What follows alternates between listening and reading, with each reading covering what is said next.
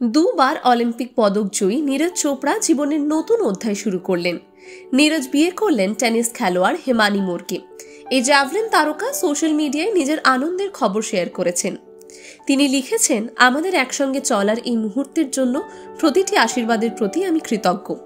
ভালোবাসায় বাঁধা সুখী এক নতুন জীবন হোক আমাদের। নবদম্পতির বিয়ের ছবি সোশ্যাল মিডিয়ায় বেশ সাড়া ফেলেছে। তাদের ছবি দেখে ভক্তরা আপ্লুত। নীরজের এই ঘোষণা আসার পরই ভক্তদের পাশাপাশি অভিনেতা গজরাজ রাও ও রাজকুমার রাওয়ের মতো সেলিব্রিটিরাও তাদের শুভেচ্ছা জানিয়েছেন। কনে হিমানি মোরের বাড়ি হরিয়ানা সোনিপতে। বর্তমানে তিনি যুক্তরাষ্ট্রে পড়াশোনা করছেন এবং টেনিসে নিজের প্রতিভার স্বাক্ষর রেখে চলছেন। নীরজ ও হিমানি দুজনেই নিজেদের ক্ষেত্রে অসাধারণ সাফল্য অর্জন করেছেন। অলিম্পিকে সোনার পদক জয় করে বিশ্বমঞ্চে পরিচিতি পাওয়া নীরজ এবং প্রতিশ্রুতিশীল টেনিস খেলোয়াড় হিমানি ইতিমধ্যেই অনেককে অনুপ্রাণিত করেছে। একসঙ্গে তারা খেলাধুলার জগতে আরও প্রভাব ফেলবেন বলেই আশা করা হচ্ছে। নতুন জীবনের এই পথ চলায় ভক্ত ও শুভাকাঙ্ক্ষীরা তাদের জন্য শুভকামনা জানাচ্ছেন।